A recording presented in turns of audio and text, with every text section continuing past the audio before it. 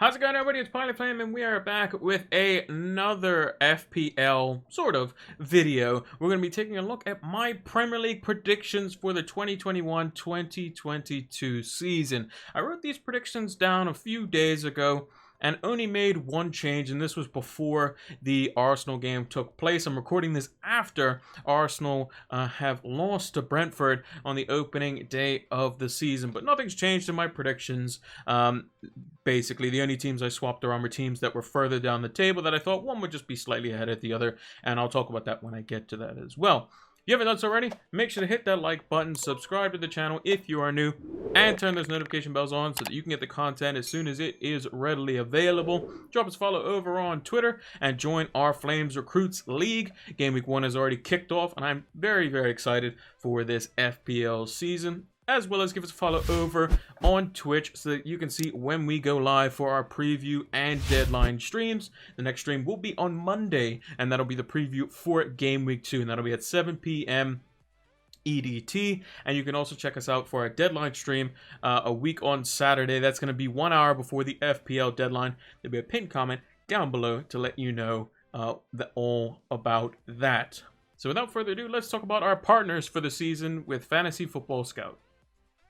We have partnered up with Fantasy Football Scout for this coming Fantasy Premier League season, and they're giving you an exclusive offer. Use the link down in the description to get 20% off your Fantasy Football Scout membership. It gives you access to the exclusive members area, which has new tools such as the 3-player comparison tool, as well as some old favorites such as the Rate My Team tool, the Season Ticker, and my personal favorite, the fully customizable stats tables, which you can share among other Fantasy Football Scout members, powered by Opta Stats. Use the link down in the description below to get 20% off your membership today. Sign up now.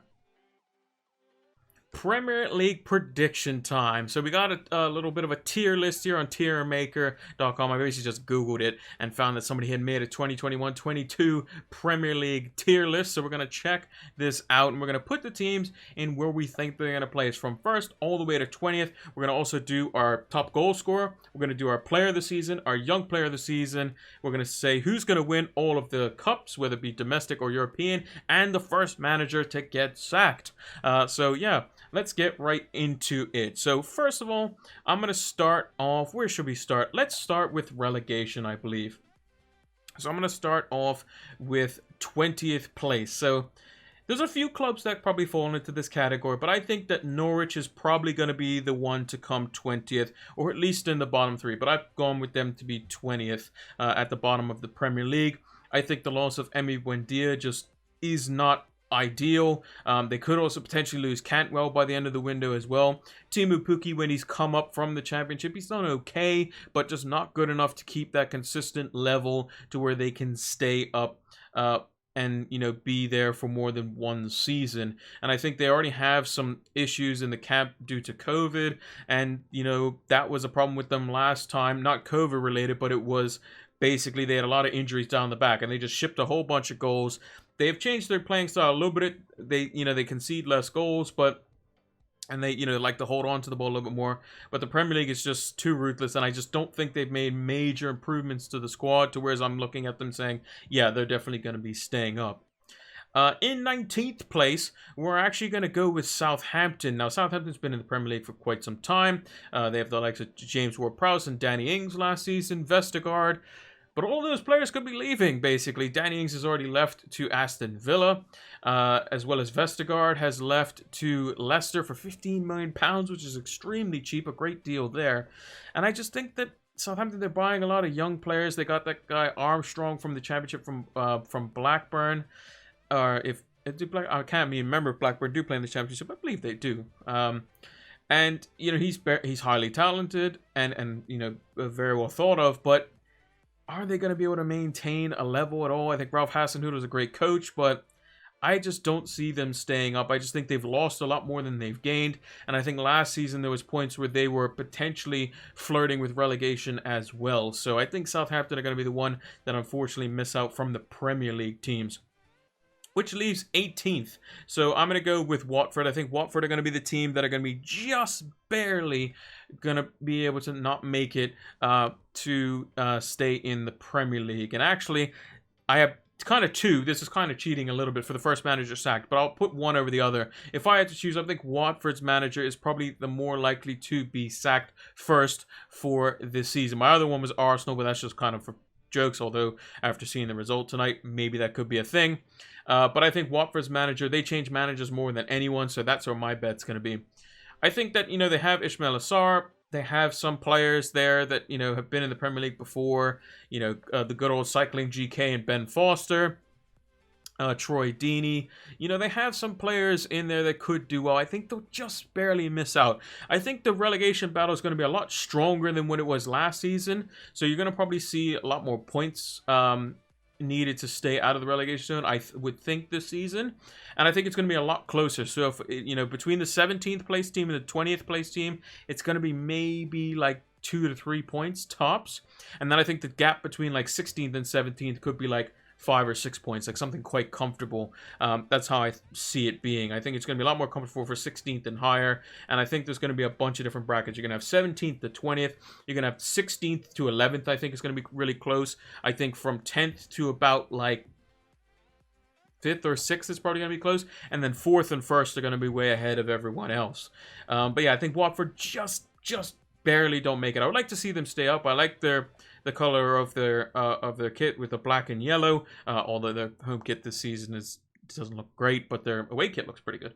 Yeah, I just think Watford are just gonna miss out, and I think the team to basically keep them out is old-fashioned 4-4-2 English football in Burnley. I think Burnley is the team that is going to keep them out.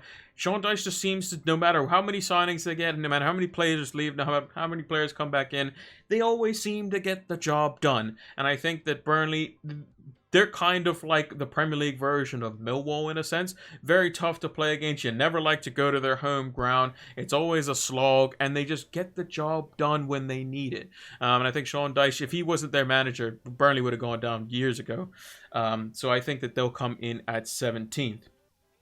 Now, one of the teams that is being promoted this season, and I think that was going to stay up, is Brentford. I think Brentford, they play a very good attacking style of football. Obviously, they won tonight versus Arsenal, but I think out of all the three teams that have come up, they have the best system for players that they're bringing in. Onyeka was obviously fantastic tonight, and we talked about him in our preseason watch as well. Ivan Toney, someone who is just a monster versus just any defense, basically. They have, from what we saw tonight, the long throw and the kind of Stoke approach. They can do that. On set pieces, they're always going to be a threat. Their goalkeeper, Raya, made a few good saves, and he was good in the championship as well. And I just think Brentford, the way they buy, the way they, invest in players, the way they scout players, I just think it's just a very, very good system, and will keep them ticking over probably for a few Premier League seasons, assuming they don't lose a lot of their big players at once. So, like, if they lost, like, Raya, their captain, center back, can't remember the name off the top of him. Onyeka gets picked up by another club, and Toney all in one season, and they don't really get the players in that can gel with the team. I think they could be in trouble.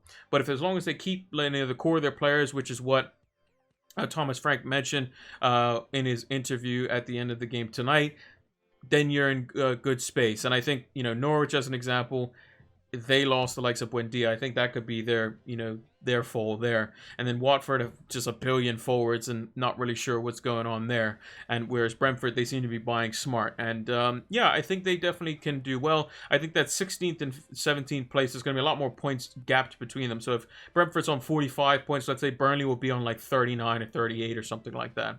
There'll be a decent sized gap between those two. Now, just looking over to my cheat sheet here, this was one of the teams that I swapped around, actually. I'm going to put Crystal Palace in 15th, and I swapped them with Newcastle, which I'll put in 14th. So we're talking about them, in kind of tandem. I think Crystal Palace have made some smart buys. I think, Elise could be fantastic. I think Patrick Vieira's come in, give them a bit of youthfulness, looking for the younger players. They're going to have two very young center backs, Joachim Andersen being one of those who played in the Premier League last season with Fulham, and he looked fantastic.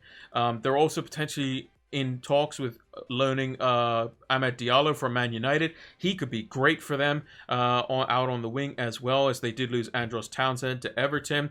I think Crystal Palace could do quite well. It's just a matter of the only thing in question, I would say, is can they gel the young players together under a new management like Patrick Vieira? And I think the youthful attacking style of football that he would be trying to bring in will do well. I'm not sure how long or how good Eze is going to be when he comes back from his injury, or how long he's going to be out, as an example. I can think he's definitely a big miss. And I think that it could be a bit of a rough ride at the start, but I think they'll pick it up and they should be quite comfortable by the end of the season. And then on next season, hopefully they can kick on and get a few more younger players, and then they can go forward there as well. In 14th is Newcastle. They got their main player, their main man back from the end of last season in Joe Willock. He's come in on a permanent basis, £25 million. I think that's a very good deal. I think he's the one in FPL terms, $6 million. Definitely be to watch out for him. But if they can keep St. Maximin and Wilson fit, they should be more than fine. I've put them in at 14th because I think both of them will get injured at some point. For how long, we don't know. If they're both injured at the same time, they could slip down and potentially it could be a real problem, which is what happened last season. They were both injured for a long period of time. I think it was like 8 weeks for both of them. And Newcastle slipped right down the table, flirting with relegation. And then once they got them back, they kicked it back into gear. So I think if they have those guys firing with Willock there, they should be safe, no problem. And I think Bruce tried to instill a little bit more attacking football in them. And I think that was mainly due to the fact that Joe Willock came in for them as well. Looking over at the cheat sheet here, I think in 13th, unlucky 13, is going to be Wolves. I think Wolves probably going to be a little bit rough off the start, much like Palace, trying to implement a new system. But I think that overall they're going to be quite good. Raul Jimenez looks very good in the preseason games. Apparently he has no fear in terms of going up to head the ball, because obviously he had that horrific head injury. And I think that Wolves could do quite well. They're going to get burnt on the break by a few teams. They'll probably play against like the Uniteds, the Leicesters, Man Cities, Liverpool's, and they'll probably get beaten quite heavily. But I think against other teams, when they have, the likes of Traore and Trincao and Jimenez, these sorts of players are very good quality players. They will do well. And they have recruited well, on that front with the new system. Semedo looks a completely different player. They basically replaced Patricio for someone who's slightly younger, same nationality, and is a very good goalkeeper in Sa. And I think that they should do well. I think 13th is about right. They're going to be in that 11th to 14th bracket. I've put them here at 13th. Moving on to 12th, a team that was down in the dumps, but their stats were quite high. I'm going to put Brighton in 12th place. I just think that defensively, their system is very good. They have a very good goalkeeper in Robert Sanchez. The only problem with them is their goals up front. So I think some games they'll be able to nick clean sheets or maybe nick 1-1s, get themselves a draw. Whereas the likes of Wolves and Palace and Newcastle and Brentford, I think defensively there's still potentially some questions there. Whereas Brighton, I think if they get, which they should probably address by the end of the window, someone who can play up top for them, it'd be brilliant if they got Tammy Abraham. That would be perfect for them. Just an out-and-out, just number 9. They would do even better potentially than 12th. But I think 12th is probably about right for them. They did lose Ben White to Arsenal. But again, system driven, they can put players in place, get things sorted. I think by the end of the window, Brighton will have the players that they want, and I think they should do quite well this season, obviously underperforming last season based on their stats. Now, moving into the top 10, we have, you're not going to like this, Arsenal fans, but I had penciled Arsenal in at 10th a few days ago. And I probably should have put them lower after tonight's result, but I'm going to keep it the same. And the reason I think Arsenal is going to be 10th is because they have no European football, but they have no real identity. But their quality of players are slightly better, which means I think they'll probably beat teams like Brighton and Wolves and Newcastle and Crystal Palace and Brentford and Burnley more times than not.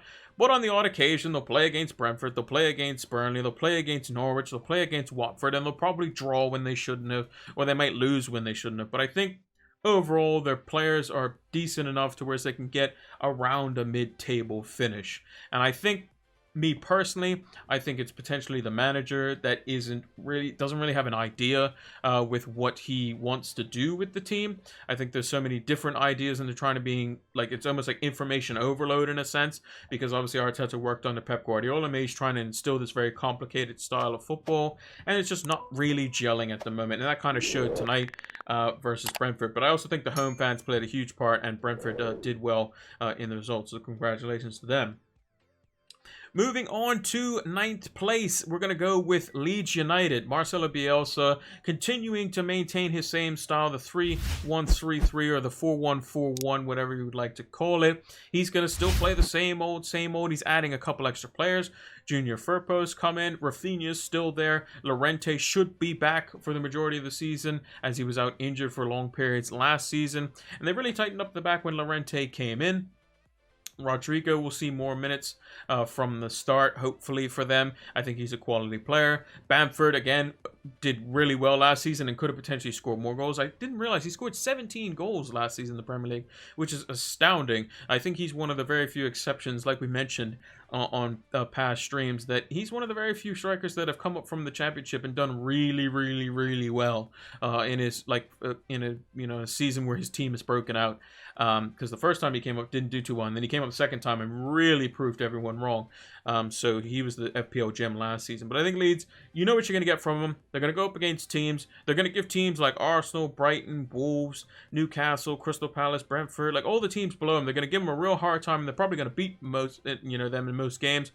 They'll give a couple of the teams above them a run for their money, but I think ultimately, defensively, they still don't have it quite all together there, because there's no such thing as parking the bus or low block or defensive, rigidity or whatever you want to call it when it comes to Bielsa's system. His is fluid, attacking, gung-ho, man-to-man, all-out football. So we're definitely gonna love watching Leeds. And if you haven't watched any of the Premier League over the last season, watch Leeds. You'll get real excited watching them. They're kind of everyone's second team, although I hate saying that as a United fan, because there is a bit of a rivalry there.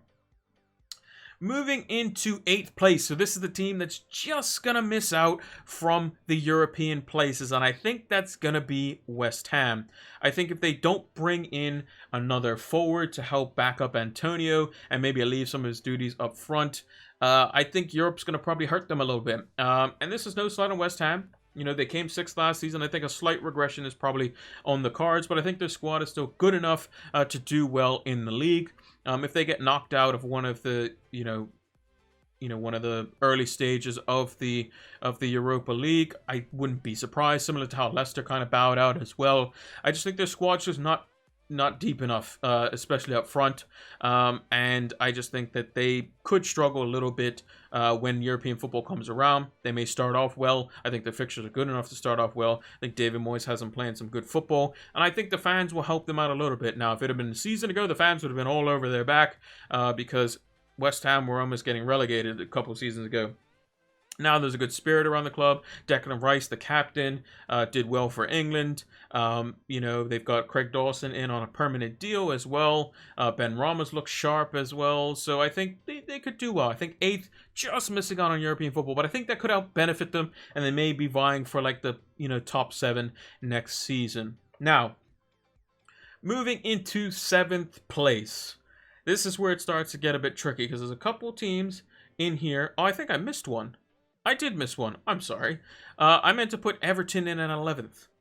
I forgot that there was 4 slots here, not 3, because I went 11th, 12th, 14th. I can't count, really. But 11th place, I think, is going to be Everton. And the reason I think that is because the fans don't really like Rafa Benitez, because he was a former Liverpool manager. I think it's going to take a little bit of time, based on what we saw in the preseason game versus United, to get that defensive solidity.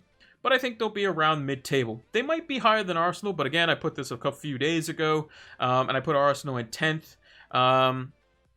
Maybe Everton will finish 10th and Arsenal will finish 11th. I don't know. But I think that Everton are just going to be lacking to deceive. I think they're going to be probably one of the more disappointing teams this season. You want to see them challenging for 7th, 5th, 6th, and potentially pushing for the top 4 season on season. But I just think Rafa Benitez's style of football is kind of just going to be mid-table and help stabilize them a little bit.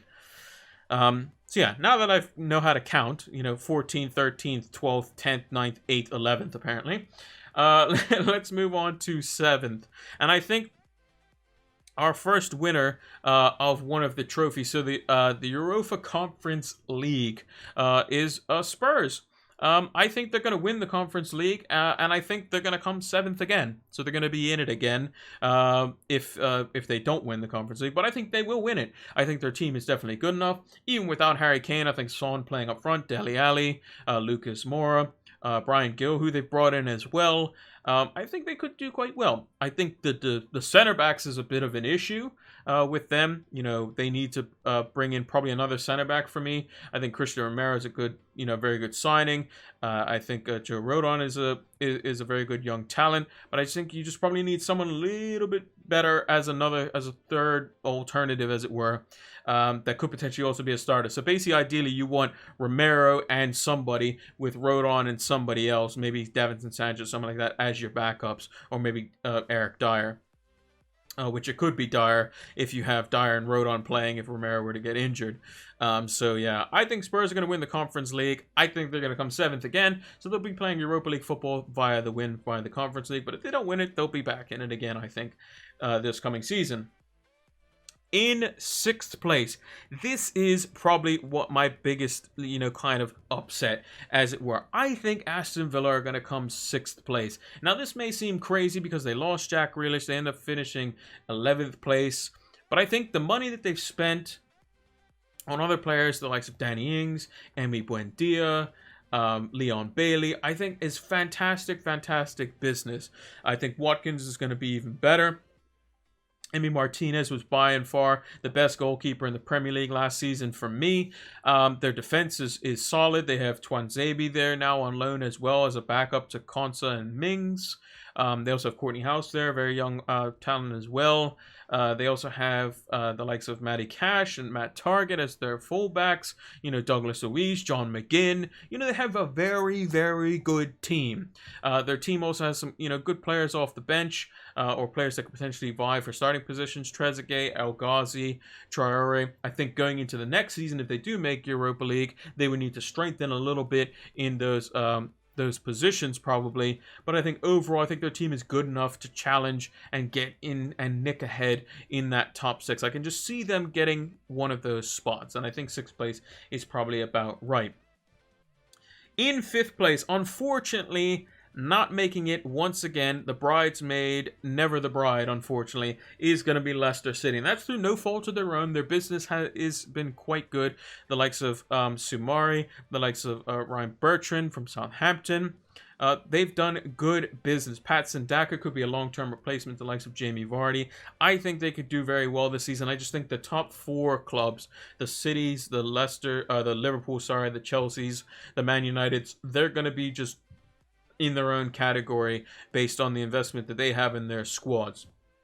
So I think it could be a bit of a struggle for Leicester to basically catch them. Although if there was going to be a team that would catch any of them, I think Leicester is definitely close to that, and it could be Liverpool just because of their transfer window hasn't been as great. But I think Europa League this season, I think with the strengthening that Leicester's done, I am, kind of vying for them, and I think that they're going to win the Europa League. I think they can definitely do it. I think now that they have a backup to the likes of Jamie Vardy, they don't have to play Iheanacho. They can play Patson Daka. They can put, Patson Daka in the league, or they can put Iheanacho in the league. They have a bunch of different places there. They also have good strength at center back when all of their center backs are back fit.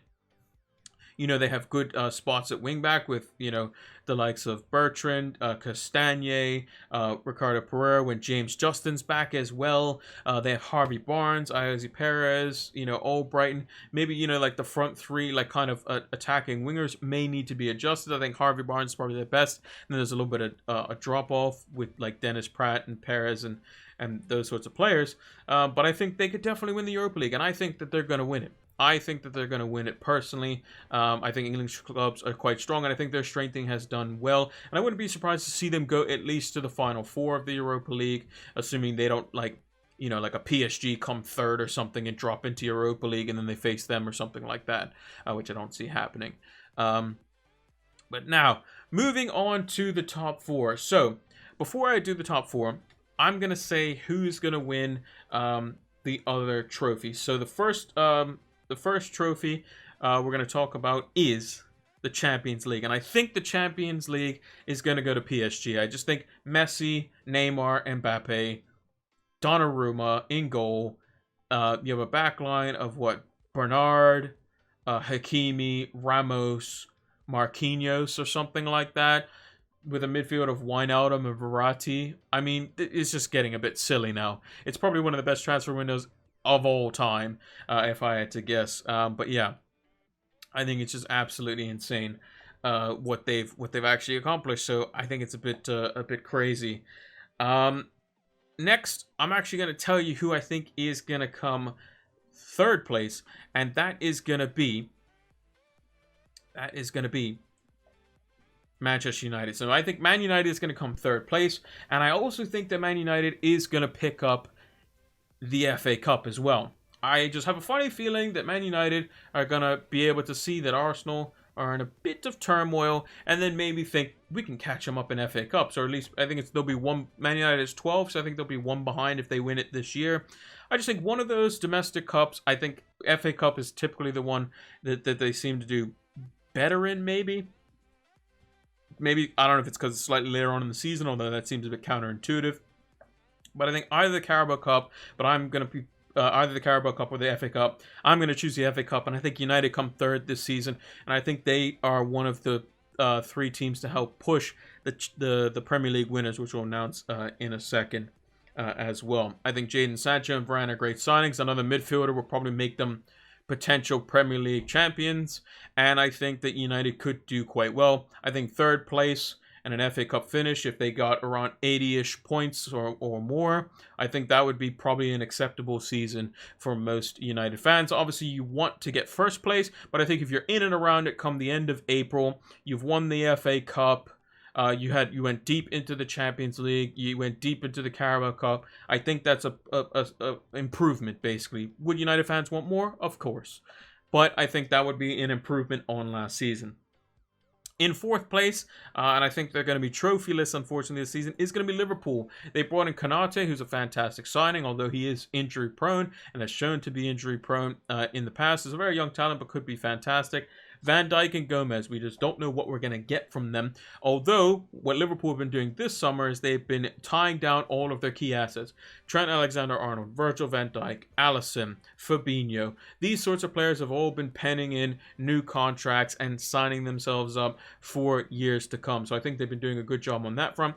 I would just like to see them bring in a replacement for Gini Wijnaldum if I was a Liverpool fan, because I think that's going to be the void that they potentially miss. And I think James Milner, you can't really rely on him to play game in, game out with his age. I think he's going 34, 35 this year. I just think you probably need a little bit of replacement there, because I think Thiago is also injured at the moment. So I think Liverpool will just come up short, and I think that Leicester could be the one that potentially knocks them out of that top four. Moving into second place. Now, this is probably going to shock you. I think Man City are going to come second. I think Man City are going to come second place, and I think they're going to win the Carabao Cup, because it's just a trophy that their squad, because it comes around, I think it's around February time when the competition basically ends. Around that time, they just finished the winter break, a lot of games being played, and Man City have the best squad in the league, barring maybe Chelsea's, I would say, and I think they're both very, close in terms of their depth. First 11s, you can argue Liverpool's, Man United's, Man City's, or Chelsea's are better than each other. But I think, Man City could play 2 11s that could get into the top 4 if they were all allowed to stay fit. So I think City will come just short. I think all 4 teams will be in and around it. Maybe not necessarily as much Liverpool potential. I just think just a little bit more depth, especially in the attacking areas, might be needed. And in just a replacement for Wijnaldum is probably what they need, because they don't really have an out-and-out striker, like a focal point.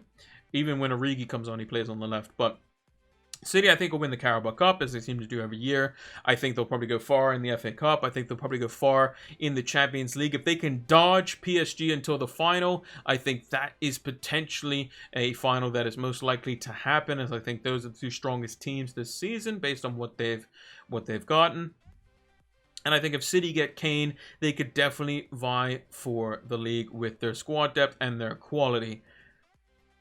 But I think the winners of the Premier League this season are going to be Chelsea. I think Chelsea, the only thing that Chelsea really needed going into this season is someone who could put the ball in the back of the net. We can see that they can defend. Thomas Tuchel has shown that. We can see that they can defend. They can create chances. They just need someone to get in the box and put the ball in the back of the net. And Romelu Lukaku is exactly that. He can do that quite comfortably. When he played at Man United, there wasn't much service. Chelsea provide a lot of service. You have the likes of Chilwell, Reece James, Kai Havertz, Mason Mount, Timo Werner, Christian Pulisic, Hakim Ziyech. The list goes on. Plenty of players to create those chances, and I think that City, if they get Kane, will definitely go toe-to-toe with Chelsea, possibly to the last day. But I think Chelsea, with Lukaku now, will nick it. And actually, I'm going to pick Lukaku to be the Golden Boot winner outright by the end of the Premier League season. So Chelsea going to win the Premier League for me.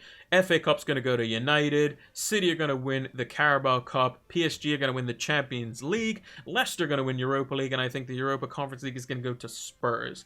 And then for the players of the year. So the young player of the year, in my opinion, is going to be Jadon Sancho. I think he's going to be fantastic for United. And I think he's going to have a stellar season. It could be a very good FPL asset at 9.5 million. And then lastly, I think the player of the season, although they might not win the Premier League, but to win the Carabao Cup, I think it's just going to go to Kevin De Bruyne. I think if City are even, in and around it by the time it comes to the end of the season, I think De Bruyne could be absolutely fantastic. Now, if Lukaku scores 30 plus goals, I think he could definitely win it as well. But I think De Bruyne just always seems to kind of win it because De Bruyne is that good.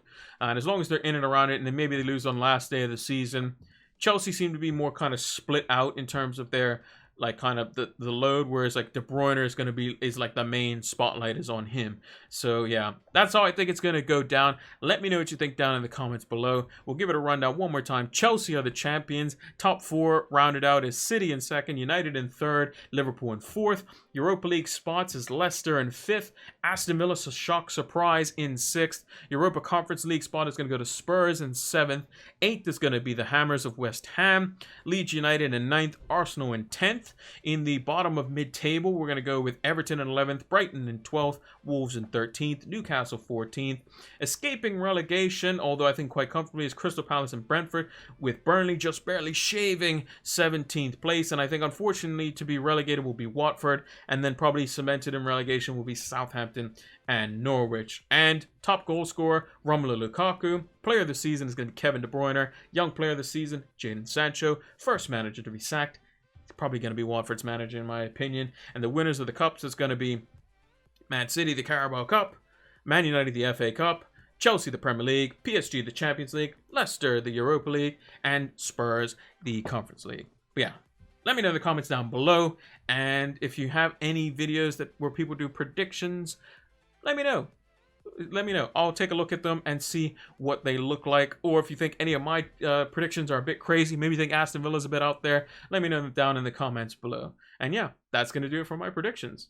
And that's going to do it for my Premier League predictions. Let me know what you thought in the comments down below. And if you did enjoy the video, hit that like button, subscribe to the channel if you are new or haven't done so already. It greatly helps out the channel, as well as turn those notification bells on so that you can get the content as soon as it is readily available. Drop us a follow over on Twitter and join our Flames Recruits League if you are playing FPL this season, as well as give us a follow over on Twitch so you can see when we go live for our preview and deadline streams. And lastly, use the link down in the description below. I believe the discount is still active for 20% off your Fantasy Football Scout membership. If it isn't, though, I think it's only £20 for the whole year. It's a fantastic deal, and it's going to help elevate your FPL game. Thank you all for watching, and until the next one, take care.